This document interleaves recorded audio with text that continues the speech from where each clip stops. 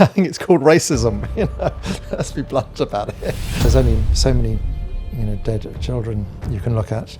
In a way, I'm not surprised by it. I mean, Israel is a racist society. It's the fact that their commanders and their political masters don't seem to think it's a problem. These videos coming out that is truly extraordinary. Richard Sanders is an award-winning filmmaker. He's previously worked on Dispatches for Channel 4 and The Labour Files and October 7th documentary for AlJazeera.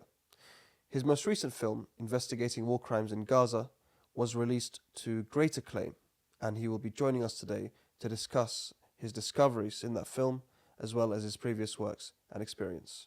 Please enjoy. Richard, thank you so much for joining us today. Well, you're welcome. It's nice to be here.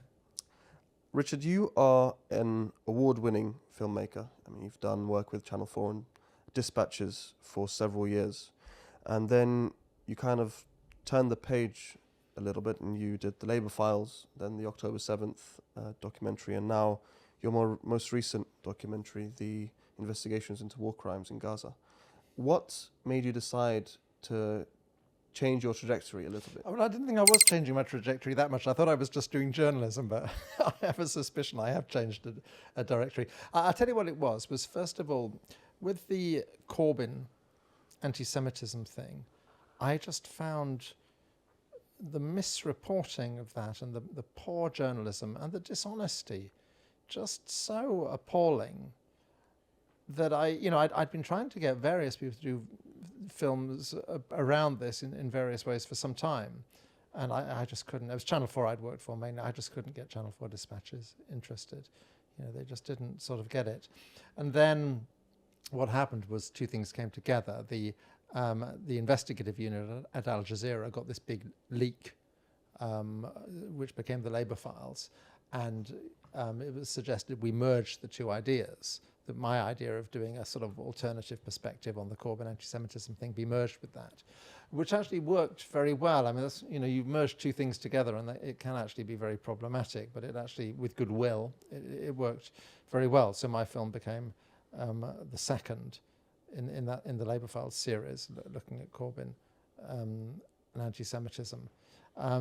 Yes, and then obviously October the 7th happened. And again, this profound sense of frustration one gets looking at Western media and just think, hang on, that's not true. That's not, and there's a problem of perspective and framing, but also often it's beyond that. It's just a problem of facts. It's just so dreadful, the journalism so often. And we are in the luxurious position where we could spend our lives banging our head against the wall with frustration, or we're in the position where we can actually go out and make a proper film. So that's what we do. Your recent film, Investigations into War Crimes in Gaza, recently released to what I would say was much acclaim. What were you aiming to achieve when you set out to make the film? Well, it was, again, to make a film that told this story clearly and in a straightforward way, that this isn't a complex story, or on the one hand, this on the other hand. This is the story of the greatest crime of the 21st century. And, you don't need the Israeli ambassador popping up with a right to reply every 3 minutes, saying something which is patently untrue. It's a disservice to the public, and it's disrespectful to the victims. Now, that's not to say, in our film, we do have the Israeli right to reply at the end, and you can see what the Israelis have to say. But when you have, say, with the issue of starvation or with the issue of ethnic cleansing, when the evidence is so overwhelming and has been so overwhelming for a year, if you are continuing to report the Israeli denial in such a way as you're suggesting to the viewer, oh, this is contested, this is complicated, who knows, then you're doing a disservice, and you are becoming complicit. You're becoming complicit, and we were determined not to be complicit. There was also the specific thing that we'd become aware of these Israeli soldiers' videos, which just seemed to us such an extraordinary resource and such an extraordinary phenomenon that it seemed to us that the story really ought to be told through Israeli voices and Israeli eyes. The old adage, when people tell you who they are, believe them. And, here they are speaking for themselves, and that's what they have to say. You have made the rounds, so to speak. You saying I'm old? No, in terms of the promoting the film. All right, okay. And you've been on Double Down News, you've been on Middle East Eye and such, the usual suspects. Yeah, the usual suspects, yeah. And which I'm very grateful for that those outlets have me. And obviously it's very important to get this film out. It's because of just the sheer amount of war crimes that are documented. How would you say the reception has been from the mainstream media to the film? Deafening silence, as always. I mean, we are ignored so comprehensively that it does almost feel like there's a memo that goes out from somewhere. All three of my films, I'm just trying to think. I mean, the Labour files, I think George Monbiot once mentioned it in a column in The Guardian, as did Nesrine Malik. But I mean, it's extraordinary, the sort of omerta, the blanket silence. And the contrast with that, and it's frustrating. It is frustrating because you want to talk to the widest audience possible. Now we do have a very wide audience on social media, and I think the mainstream media does a disservice to itself because there's then a lot of people out there who are seeing our stuff and then are aware it's just not being reflected in the mainstream media at all, and I think that in the long run that does affect the trust and the faith people have in mainstream media. What does it say about mainstream media, the fact that they won't touch your work? It's strange. I mean, it's a strange one, this, because they'd be perfectly happy to employ me for 30 years. They seem to trust me then. It's a strange one, Israel. It's just the West. Because on the whole, I'm not one of these people who believes in conspiracy theories. I'm not one of these people who believes you can never believe a word the mainstream media says. But on Israel, they have a peculiar cognitive dissonance. They have a peculiar inability to grasp the essence of the issues involved, and it is very strange. And there's a few people whose careers have pretty much been ended because they spoke out of line in public in a way that is weird. Actually, it's weird. And there's people who've disappeared from radio in a way that's rather sinister and odd, and it ought to be raising more questions. And on a even more worrying level, in the last few weeks, we've had 3 people raided by the police. Yeah. And no one in mainstream media is speaking out about this. I mean, you take ASA Stanley from Electronic Intifada. That's a fairly radical outlet.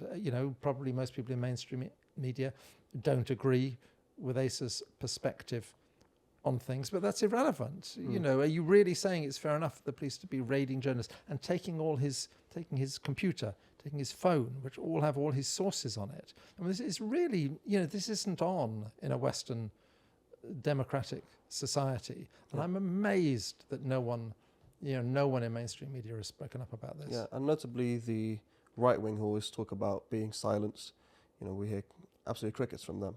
Yeah, and cancel culture, the ultimate cancel culture of the last few years has been talking about Israel, and that's never, when people discuss cancel culture, that's never mentioned at all. I mean, that's the one area where you really do have a cancel culture. People are cancelled. People lose their livelihoods, and people live in fear. You can feel, when I'm trying to get people to publicize the film or perhaps interview me, you can feel the fear.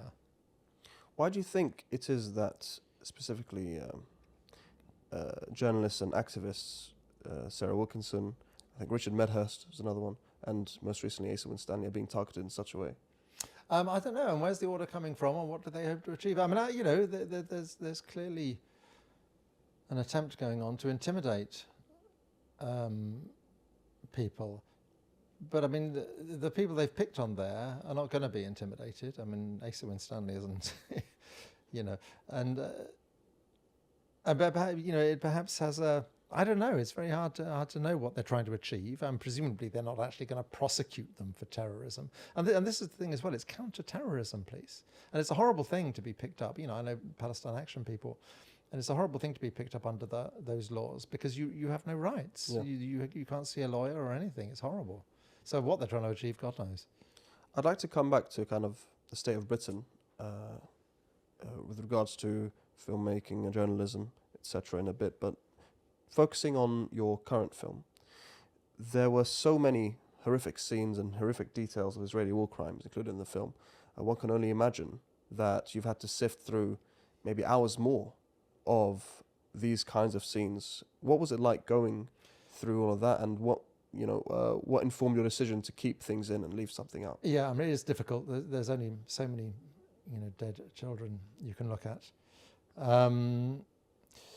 The thing I would say is, yes, I mean, the challenge was what you include and what you leave out. There was no challenge finding this sort of stuff. It's all like this. I mean, the Israeli soldier videos, it wasn't like there's a whole load of them which are just normal soldier stuff. It's all this degrading, racist, humiliating, and in some cases clearly criminal activity.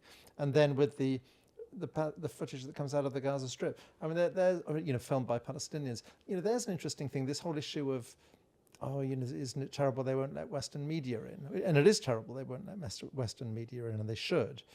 But I mean, we're in there, AlJazeera's in there, and Palestinians are in there. And often you come across Western journalists who are like, oh, can you trust this stuff? Now, you're professional journalists, and on the team at AlJazeera, we have Palestinians who, people who are pretty sophisticated, and every now and then as we look at this stuff, we'll think that one feels a little contrived. Ooh, there's a slightly odd cut in that one. So it's not like we just uncritically accept everything. But as a general rule, if you are looking at an absolutely devastated landscape and broken, dismembered bodies, what do you think you're looking at? It's not a movie set. And the only thing you have to be careful with sometimes is to check footage hasn't been brought in that relates to a previous conflict or something like that. I mean, every now and then you'll see footage of a traumatized child and realize that it's from the Syrian earthquake. But you spot that sort of stuff. On the whole, of course, this stuff is what it says it is. What else would it be? And I find it a little questionable the way everyone says, oh, you can't use that footage unless you've verified it, and it's so hard to verify it.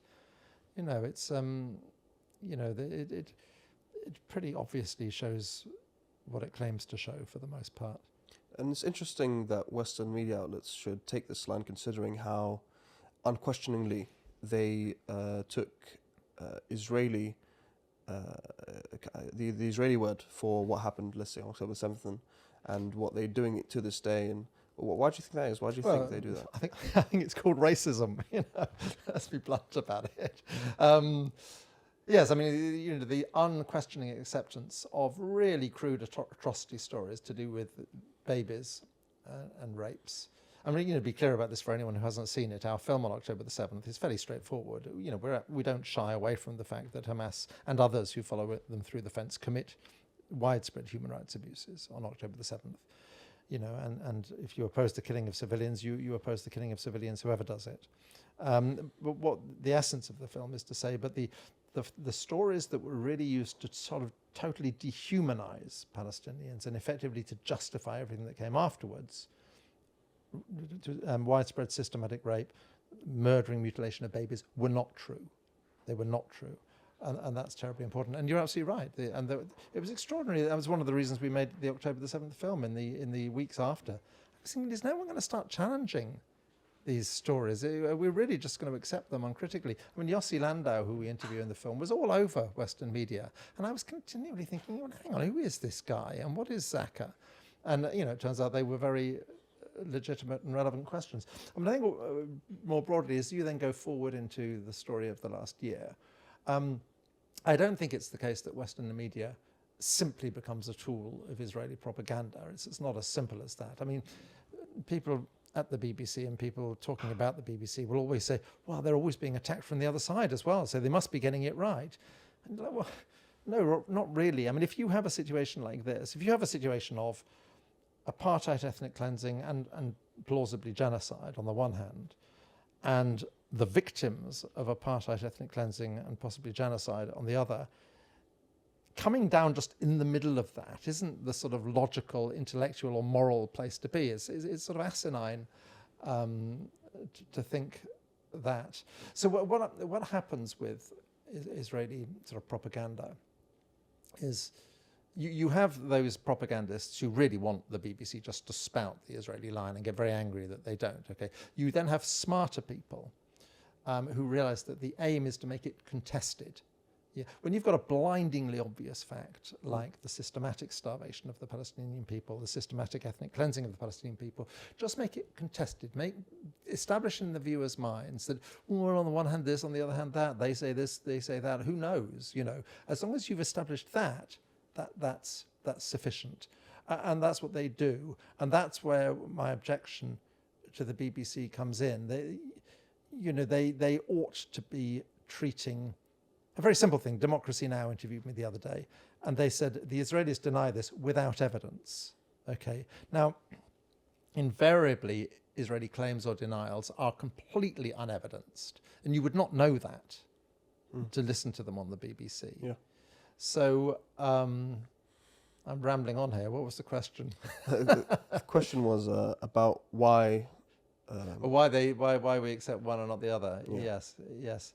And there's also the issue of equivalence on both sides. And again, you watch the BBC, and I think the BBC has been peculiarly bad in this conflict. The BBC allows itself to be bullied, and you'll see a news item, their new evening news bulletin, and you'll see a feature perhaps about an Israeli family whose son or daughter is still being held hostage. And, which must be terrible for them. It must be traumatic. You'll then have a story about a bombing in the Gaza Strip, which has obliterated entire families.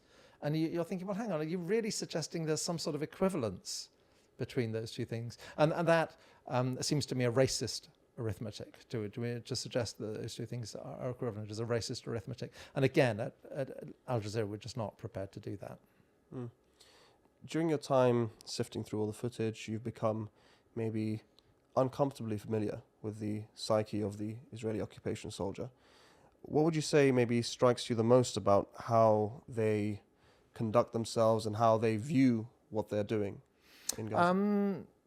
In a way, I'm not surprised by it. I mean, Israel is a racist society. I mean, and Israel is not. There's nothing sort of unique about Israel. I mean, I'm British. We established a lot of states and countries like this ourselves, sort of settler colonial countries, and those countries, the foundation of those countries is the dispossession and subjugation of the indigenous people. And you can only do that if in your head you dehumanize them. Okay. So, and that's why there were many British colonies which were fundamentally racist in the way they regarded the indigenous people. Now, in some of those places, we simply wiped the indigenous people out and they became entirely different countries. That's essentially what the United States and Australia are. Anyway, the point being that I think Israel is a fundamentally, deeply racist society, not because of any great peculiarity of Israel, but because it's a settler colonial state, and all settler colonial states like that. So, in the mindset of the Israeli soldiers, you see that revealed. Now, obviously, it's then given license by October the 7th. Everything shifts into another gear after October the 7th, where the Israelis feel all sorts of things are legitimized. I think what is extraordinary is that no one in the high command of the military or in the government is saying, hang on, can we stop putting these videos out because they really don't look good? That's what, it's the sense of impunity. The sense of impunity ordinary grunts on the ground have, I'm not surprised by. It's the fact that their commanders and their political masters don't seem to think it's a problem, these videos coming out, that is truly extraordinary. It's interesting because surely they understand that it does make their job harder.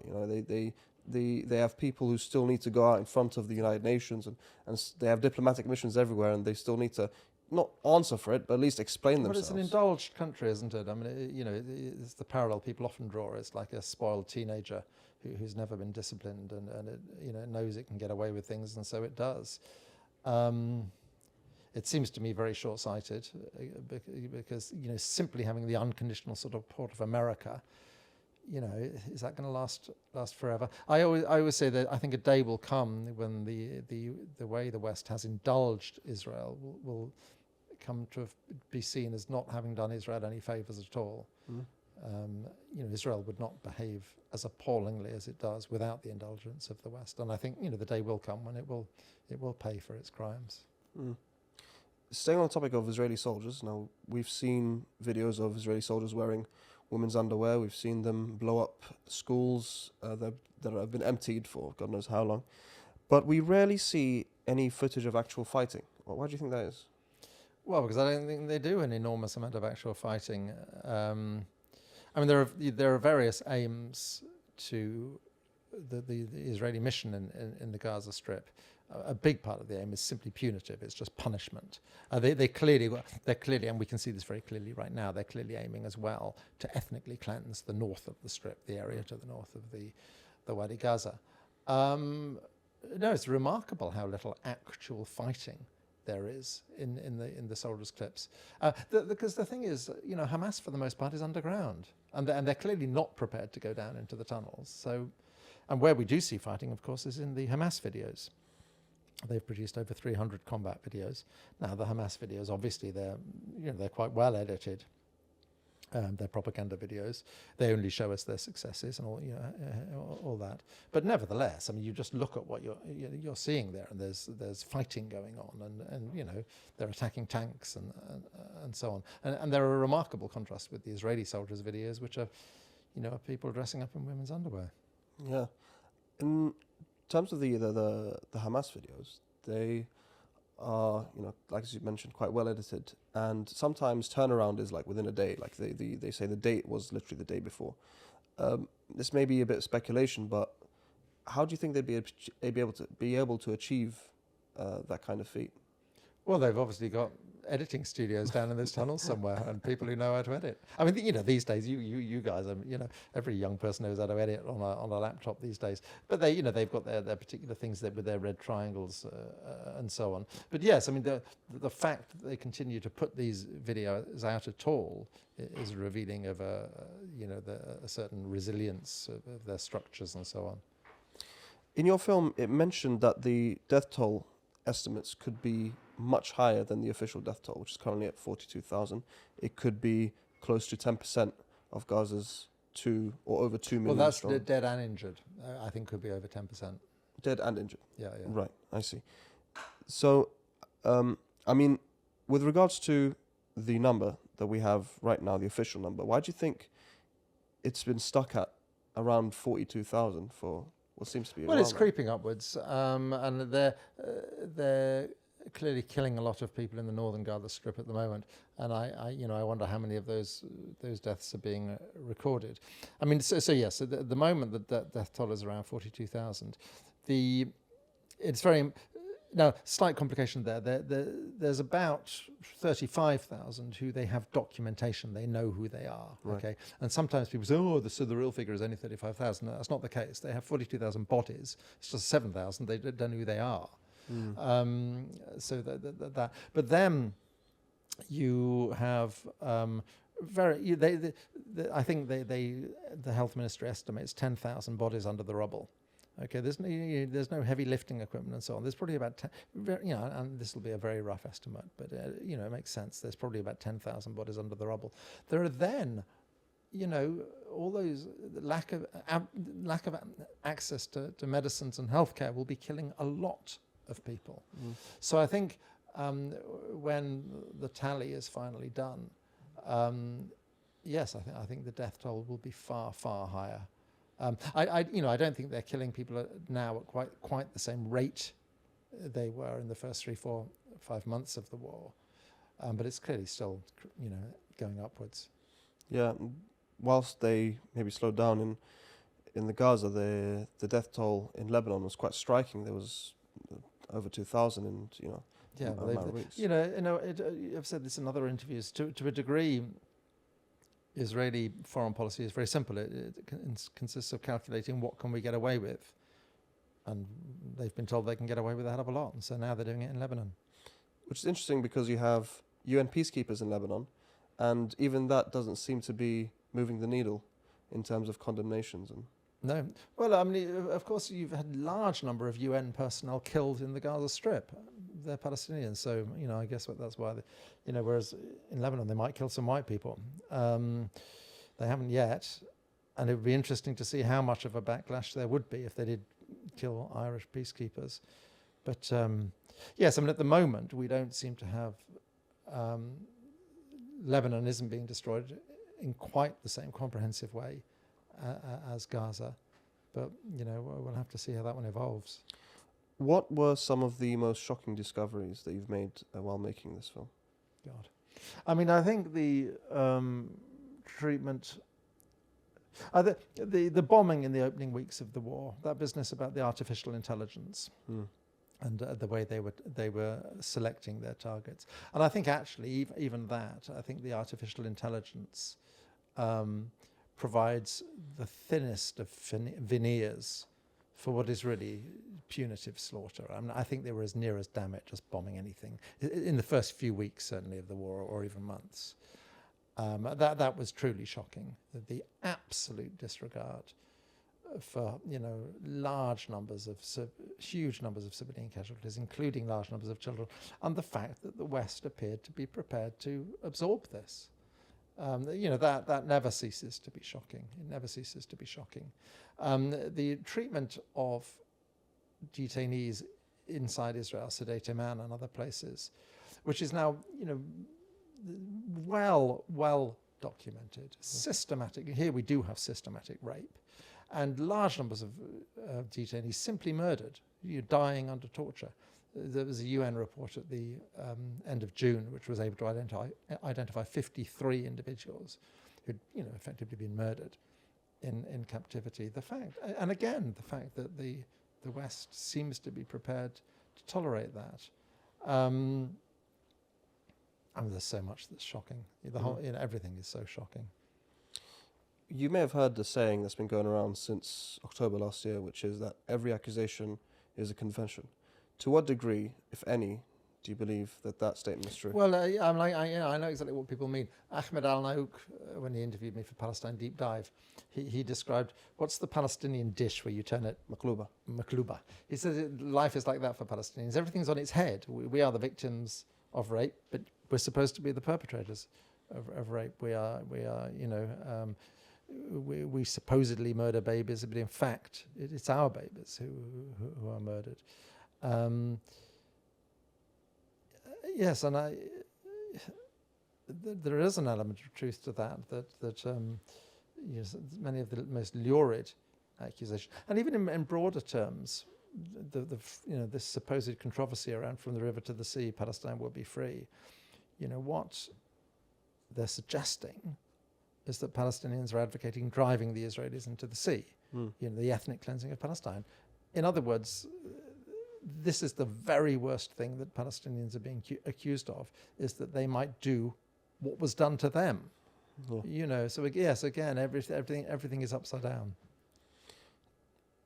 Sinwar, the leader of the proscribed organization, Hamas, was killed recently, and photos and footage of him spread like wildfire on social media around the world, inadvertently making him a symbol of resistance to many. Why do you think that the Israelis released these photos, and do you think they maybe regret doing that? Well, they simply see the whole world in a different way. What looks to a Palestinian like a symbol of heroic resistance, to them looks like an image of defeat. They just see the world through completely different eyes. Equally, clearly, those final images of Sinwar have been adopted as symbols of heroic defiance. And my own, the whole relationship between the Palestinian people and Hamas and so on. And you probably have more interesting insights on this than I do. It strikes me that the relationship between the Palestinian people of the Gaza Strip and Hamas is immensely complicated at this point. And I'm, obviously there is a strong impulse amongst Palestinians to be resilient and to be defiant. And going back to the images that come out of the Gaza Strip and how you deal with them as a journalist, many of the images were clearly images of defiance and people voicing their defiance. And again, that was one area where I thought, well, we have to think about what has made it onto a camera and made it out of the Gaza Strip. I think the resilience of the Palestinian people is extraordinary, but I think we don't have the right to expect Palestinians to be supermen and women, and I think their resilience is extraordinary, but I think equally what they've gone through in the Gaza Strip is appalling, and the suffering of the Palestinian people in the Gaza Strip is appalling, and at the end of it, I think how they relate to the government of the Gaza Strip, which is Hamas, is at this moment very, very complicated. And in terms of the Israeli perspective, I think after they released the final video of him throwing a stick at a drone, they then seemingly scurried to release some footage of him in a tunnel and his wife with a supposed Birkin bag, an expensive handbag. Why do you think that was? Well, their narrative of Hamas leaders is obviously that they're cowards who hide and sacrifice the people, and they live in luxury villas in Doha and so on. One obviously one can think whatever one wants to about Hamas and the methods Hamas uses. What is self-evidently not true is that their leaders are cowards and self-serving and corrupt. If you're going to condemn Hamas for the reasons that are logical. But I think every Hamas leader in the Gaza Strip pretty much knew they were signing their death sentence when they signed off on October the 7th. And whatever else you think of him, the idea that Sinwar is a corrupt coward clearly isn't accurate. And those pictures of him in the tunnel, who knows when they date from, and his wife clearly didn't have a £30,000 handbag. Speaking of October the 7th, you obviously released that documentary detailing what actually happened, the crimes that actually did occur, as opposed to the atrocity propaganda. There has been some reporting that Israeli casualties as a result of the Israeli occupation forces Hannibal Directive may be significantly higher than initially thought. Has your perspective changed since you released the movie? Maybe slightly higher. I mean, Haaretz has done some very interesting work since we did the movie, where they really dig out quite a lot of stuff on how the degree to which the Hannibal Directive was issued in a number of locations at a number of different times. So maybe the figure is edging upwards. I think, I still hold the view that the Israelis clearly did kill their own people on October the 7th. There's one particular incident at Be'eri where two tank shells are fired into a house. We know of one person certainly who was killed by Apache gunfire. And in that incident, actually, it's remarkable that more people weren't killed. The thing is, it's just very difficult because the collection of bodies was all handed over to Zaka, this voluntary organization, who were, A, first and foremost, overwhelmed by the scale of the work they had to do, and B, were amateurs. That's what they are. And they just didn't professionally record the places and circumstances and conditions of every body. And so it's actually very hard to get to the truth of it. But I think estimates, the view that the majority of people killed on October the 7th were killed by the Israelis themselves, I don't think that's true at all. That just doesn't fit with, I watched all of the footage, it just doesn't fit with the footage. I see. Today, Keir Starmer's government helps Israel with its spy planes, leaving the base in Cyprus, and allows manufacturing of parts for the F-35 fighter jets that are used to bomb Palestinians and Lebanese civilians, and still provide diplomatic cover for the Israeli genocide. Looking at this current context, how do you reflect back on the earlier film, Labour Files? Well, yeah, I mean, the British government, the previous Conservative government and the current Labour government, which hasn't really changed things, they're complicit. They're completely complicit. And yes, I mean, there is a connection. The three films are connected. If you watch episode 2 of the Labour Files, the point it's making, I think people got very, very angry about the anti-Semitism thing and the way it was used against Jeremy Corbyn, because it was used to destroy him and it destroyed the left-wing project in the Labour Party. Now, I think that was wrong, and I think an injustice was done to Jeremy, who I think, whatever else he is, he's a profoundly decent man, and he's certainly not a racist. I have to say what always angered me was the effect on the Palestinian people. If you are... The great mystery of why the Palestinian liberation struggle is treated totally differently from all other liberation struggles is to do with this. If you are continually misrepresenting Palestinian activism as anti-Semitism, okay, you are disempowering the Palestinian movement, you are delegitimizing it, you are toxifying it. And also, in a more fundamental way, you are dehumanizing the Palestinian people to a degree. The resonances of anti-Semitism in European history are so dreadful, and the memory, the collective memory of anti-Semitism in European history is so dreadful that the minute you invoke anti-Semitism, people effectively switch their brains off.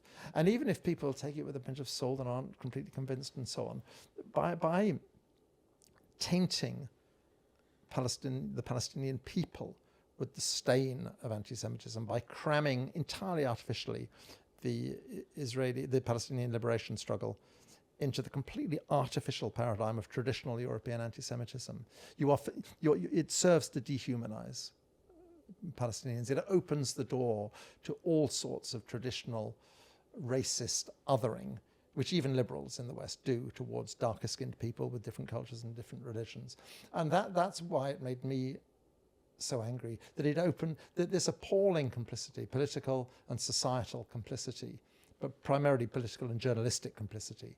I think societies are rather less guilty, actually, but the journalistic and political complicity in this war, you cannot see that other than in the context of 5 years where every Palestinian voice, pro-Palestinian voice, was demonized as being, in fact, it is you who is the racist. And there's a link between the two things. Do you believe, since the outset of this war and the genocide, that the rhetoric and the discourse may have shifted a little? Yes. I mean, there's a massive disconnect between the political media class and the general population in the West generally, but particularly in Britain. There's been that disconnect for a long time, actually. But I think, God knows, the Palestinian people have paid an appalling price for this. But I think the dial is shifting significantly in the West. I mean, you just look at the opinion polls when people are asked do they have favourable, unfavourable view of Israel? It's, the figures are going sharply in the wrong direction. And I think also for the Israelis, the American campus protests, privileged American kids, at Columbia and so on, who will be the ruling class of America in decades to come. The scale of the protests there, particularly, and the prominence within those protests of Jewish students. If they're not worried by that, they should be. This generational divide that you've alluded to there, do you believe that social media, and not just social media, but outlets such as AlJazeera have a part to play in this? Yeah, I think it's very important. I think you see this in the sort of panic about TikTok and so on, and there will be people are being radicalized by social media, and the desire to, you can see the desire to sort of damp down this precisely because they are aware that lots of people are getting their news from sources other than the sort of approved mainstream media sources. I mean, this extraordinary idea that the problem with these TikTok videos of dead children is not the dead children, it's the fact that people are seeing it, is extraordinary. I think you've got to be very careful. The new Labour government will be legislating, I think, on social media and controls over social media. And I think people haven't woken up to the dangers of how they will seek to repress views they don't like on social media. And it's another thing people haven't, that we became profoundly aware of in doing the Labour files, that I don't think a lot of people in Britain have woken up to, is how illiberal the people who now run the Labour Party are. I mean, the Guardian newspaper, for example, became the sort of in-house journal of the Labour right during the Corbyn years. Every day it was bashing Corbyn. But I mean, the modern Labour Party is pretty contemptuous of Guardian readers in general, not just the left activists, but also the sort of centrist liberals.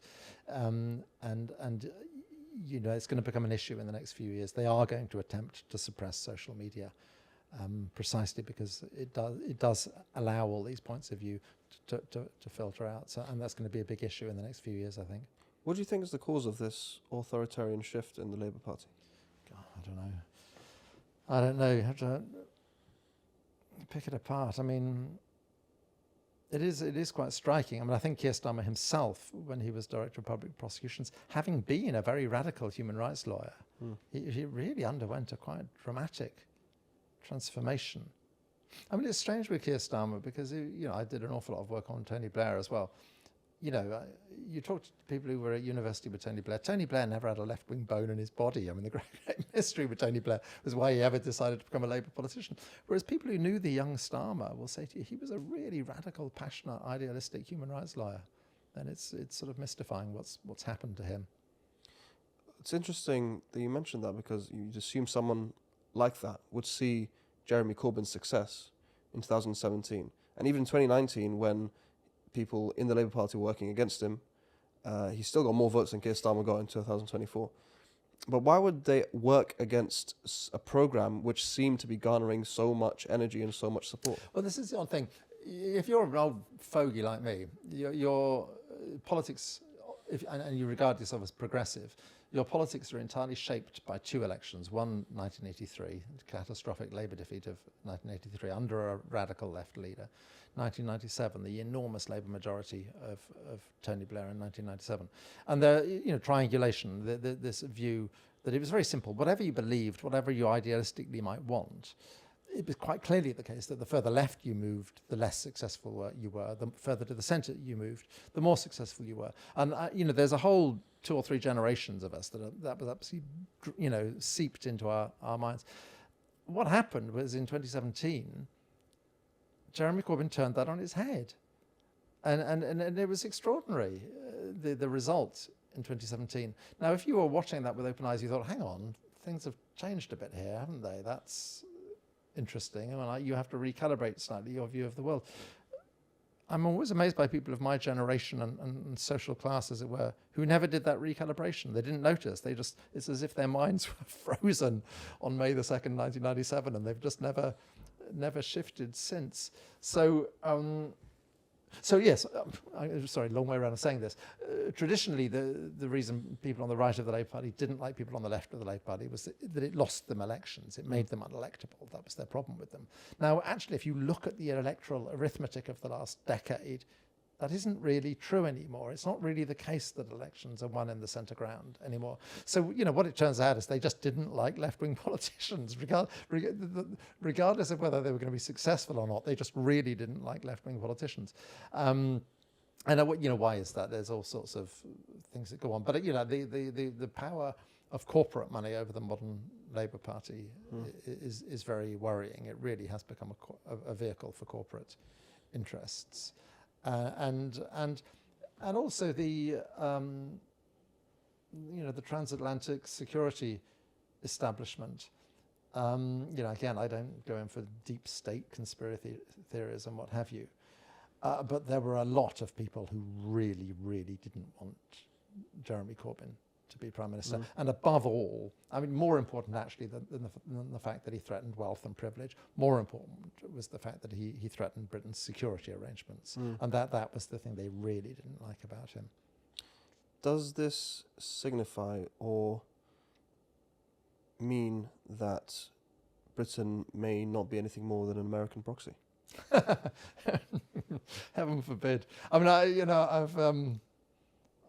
I've been covering. I did all Blair's wars. I was in the Balkans I was in Kosovo in '99. I was in Iraq in the summer of 2003. I did a thing on Afghanistan, and I've talked to loads of people, interviewed loads of people, and interviewed people off the record as well. And it's a very profound realization you have that most people in Britain don't have. just how imperial the relationship is. It's a completely imperial relationship, and to an embarrassing and slightly unnecessary degree. I mean, the contrast with the way Israel manages its relationship with America, where, you know, it's the ultimate example of the tail wagging the dog. The Israelis can do what they like. They just kick sand in the Americans' face. They humiliate the Americans, and the Americans just roll over. It's just extraordinary. Why we have this sort of actually slavish following of the American line on everything. And, you know, the blunt, embarrassing truth is that, sort of Brexit and our relationships with Europe aside, the blunt, embarrassing truth is we don't have a foreign policy. We sit by the phone and wait for the Americans to tell us what to do, which is, it's just humiliating, actually. You know, I'm very much British and, you know, reasonably patriotic in a way. And it's just embarrassing, our relation. And also, it means we have no leverage. They always know they can take us for granted. In a way, the French get more out of the Americans because they know the French are a bit spiky and a bit difficult, and you have to manage the French. Whereas with us, it was Tony Blair. As long as he had a seat at the top table and you put some biscuits in front of him, he was happy. You know, and they worked that out. Last year, Keir Starmer went on LBC, and he said that Israel has a right to cut off food, electricity, water, medicine, or something along those lines, live. And then later, he went, and instead of apologizing, he claimed he didn't say that. So essentially, he lied. Now, in your Gaza documentary, you mention that the British government stated, in regards to its spy planes in Cyprus, that they are not used for anything that may contravene international humanitarian law, and they're only used in attempting to free hostages. Do you believe that Keir Starmer is telling the truth now? One of the remarkable revelations for me, I mean, I'd previously regarded Starmer as a rather stodgy, dull, but sort of boringly principled man. It's quite shocking, the Starmer's relationship to the concept of truth when you actually watch him closely, and also talk to people who know him and have worked with him. It is quite startling how Starmer relates to the concept of truth.